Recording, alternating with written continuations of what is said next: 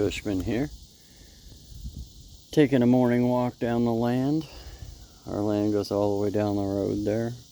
Previous video, if anybody watched, you can kind of get an idea of the wooded section.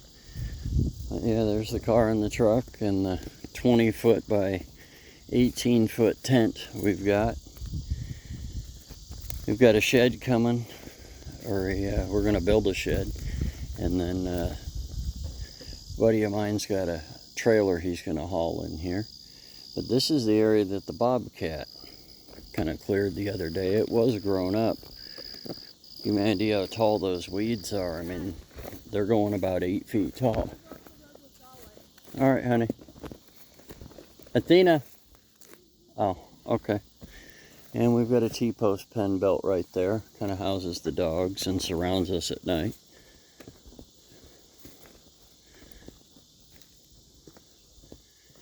And these specifically are some of the timber and trees and logs that we're dropping here real quick.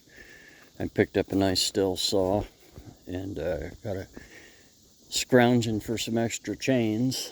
And once we get some good chains for it, then we're going to be dropping these trees right here.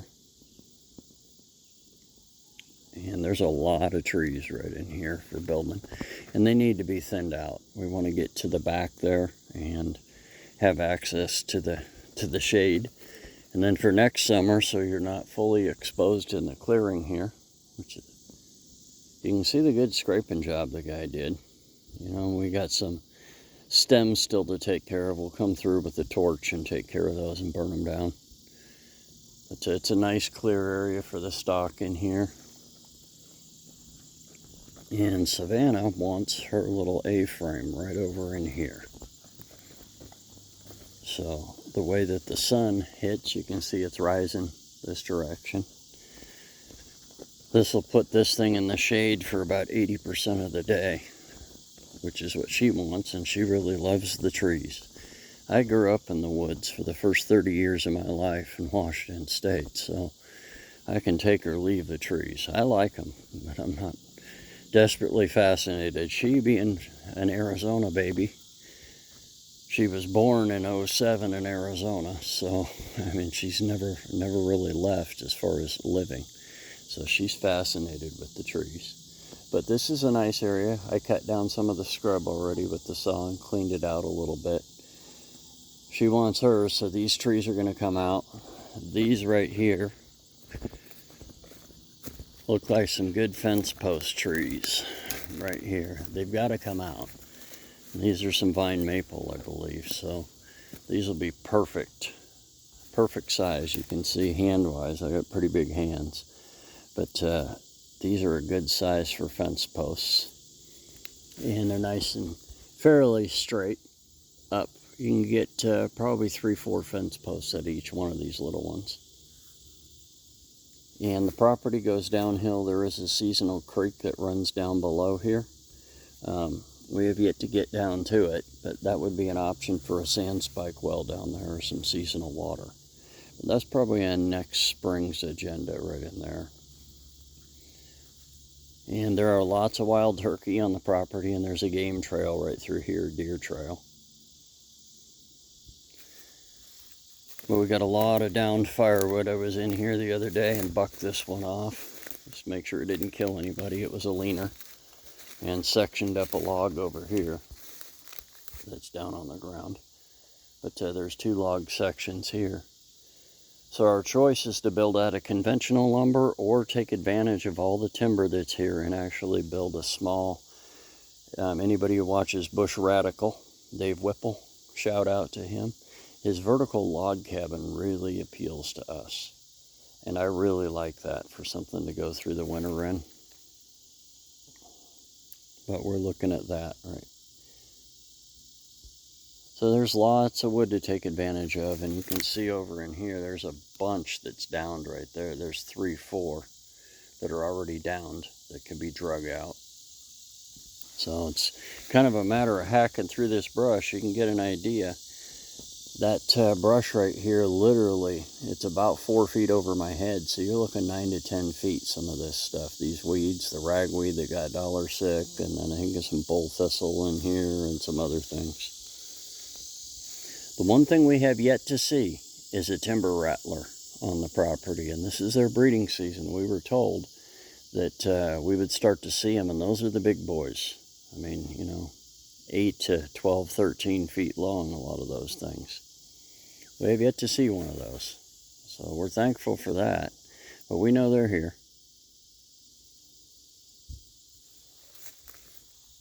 So it's just beautiful. It's nice to have 6 acres here. You can just kind of walk out. In the mornings, it's nice. We have a little fire pit built up top there.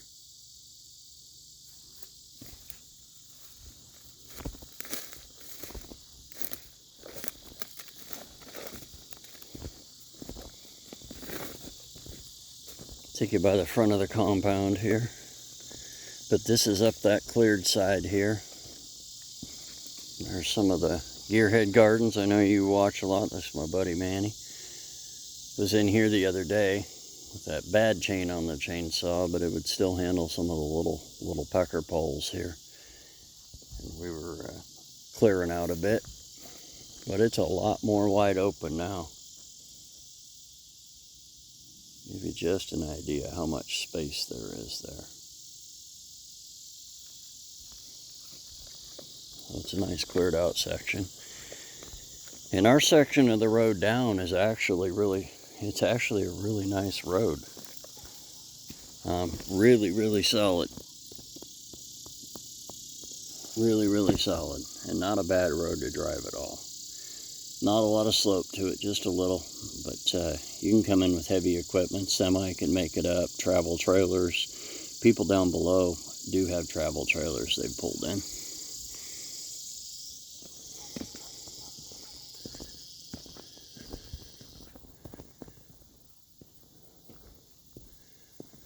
But yeah, this is us.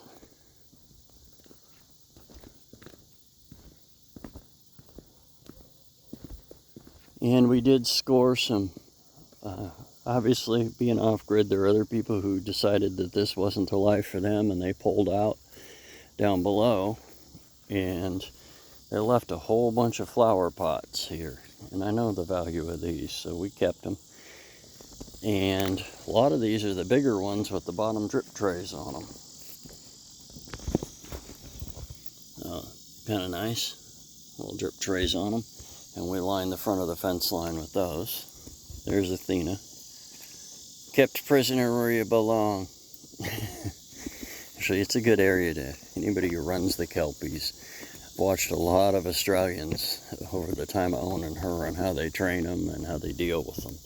And a lot of that is you keep them in an enclosed pen, for example, when they're not working. Otherwise, well, they're naughty. They find ways to get into trouble.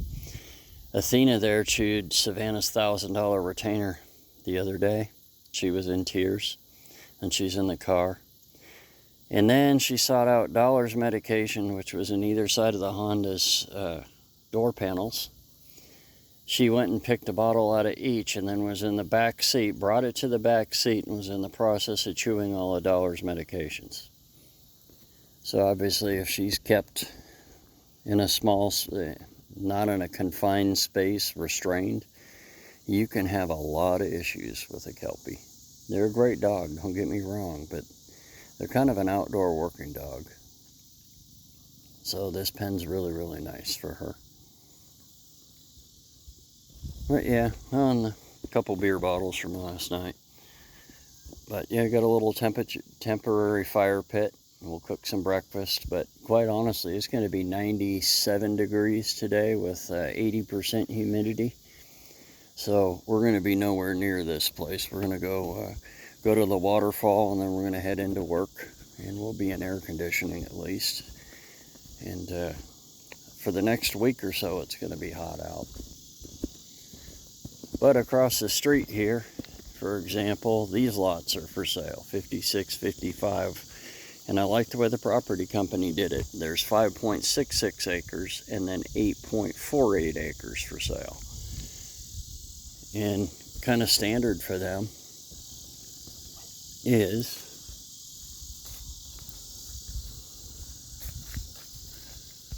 this is all that ragweed that's grown up, but this has been scraped smooth like our property underneath it. You come in and clear it, and you've got a decent clearing. It's on it's flat, but it's on a slope, for example. And you got a lot of timber that are down in there. But you can hear in the distance a generator going. So we do have neighbors. It's just, you know, they're anywhere from 6 to 10 acres away. And a lot of the lots are still vacant, like the one on either side of us is open still. So we were thinking about buying up the other one down here, which is 9 acres. So that would bring us to 15 acres of property,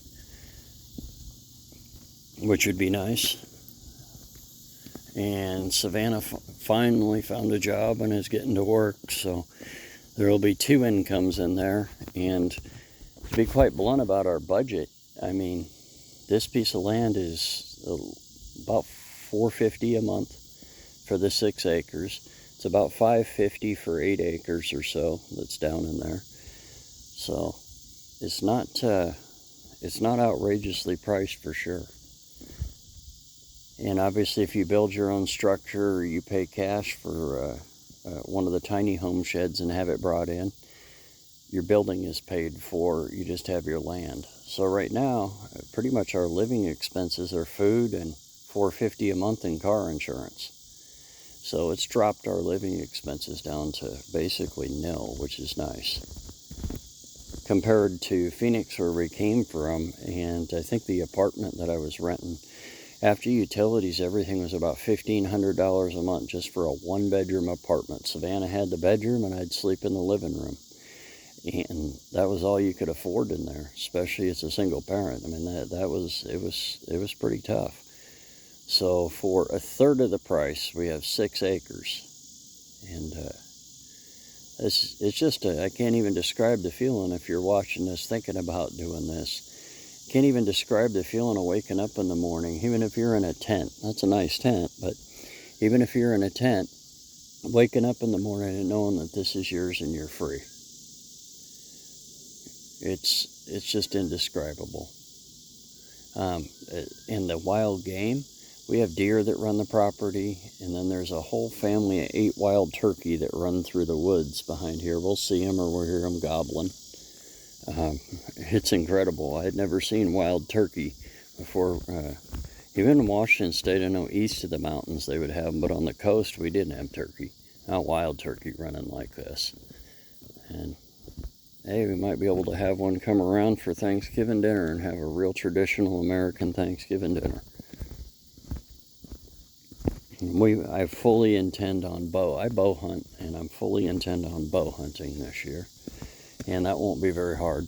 We see deer right down the backside over here. And a lot of guys come up and hunt this area. So that's our start, kind of our update. And Dollar is doing really, really well. His head is healed up quite a bit. I'm going to post this in a 2-part series. It's absolutely, it's beautiful, and we love it. We can't wait to, we're going to a stock auction pretty quick to get an idea. There's a local beef farmer down the road who owned all of this, and literally his family owned like the equivalent of 10 or 15,000 acres. They were one of the original colonial families, I believe. And huge landowners. And they sold this off in sections, right? And he had suggested the other night, we stopped because we saw a couple cattle getting out, and we went up to the house and let them know there were some cattle getting free or getting ready to jailbreak. And he stopped with his wife and talked to us for a while, and suggested a local auction to go to for livestock. And it's just a really welcome community. People wave at you going by. Local town of Hohenwald is about 10 minutes from here, which isn't too bad. You know, it takes you about, we're 1.5 miles from the main road. But once you get down to the main road, it's literally 10 minutes, and they got a Walmart, McDonald's, you know, it's pretty small. It's only about 25,000 people, but It's big enough, and if you want something bigger, the town of Columbia is only another half hour further, and then you're right into the Nashville sub-areas of several million people, right? So you have every modern convenience, and you're not that far away. But you certainly feel peaceful and removed when you're right out here. There's $1. Give you a peek at him. Come here, bud. Come here. Can you sit? Can you sit? Good sit. And there's his head. It's still obviously a bald patch there, but his hair, it was all the way here to here. That was pretty much exposed, and there was an angry scab on it. And he's coming back and healing up really, really nicely. Hey, yep. So we're enjoying it, and I love the fact that my daughter, unlike Phoenix, where I'd be worried about her walking down for a walk by herself in certain areas, she can just go out and say, hey, Daddy, I'll go take a walk. She can go walk in the morning first thing with her doggo and come back smiling. She'll wake up with a frown, and it turns upside down into a smile when she comes back.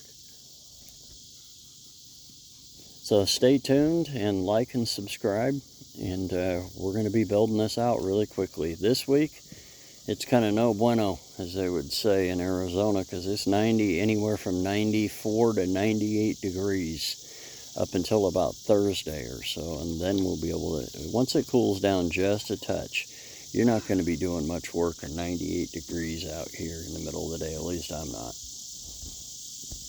So the heat makes for a chance to work some more and make some more money. And next thing you know on the channel here, you're going to be seeing trees come down. We're going to have to skin them. And then it looks like we're settling in on Bush Radical and his vertical cabin that he built. Dollar, get out of that. Don't lay down in that. You got to get in the car. Hey, that's the only other issue, is a muddy dog, right? And he would love to lay down in that puddle. Hey, he is about to sit down in that puddle, honey. But it looks like we're going to settle on that vertical cabin. And that'll be inside of this fenced area right here, and it'll replace the tent. And then Savannah's A-frame will be over there in the corner in this spring. And that's what she wants. We've already met a guy locally who has a sawmill. And he can come up and cut 24-foot timber, and it'll be 24-foot A-frame by 36 or 38 with a loft in it. So it's going to be good size A-frame for sure. So it'll be fun building that. So stay tuned and watch our adventures, and watch us kind of scratch and claw a nice little homestead together.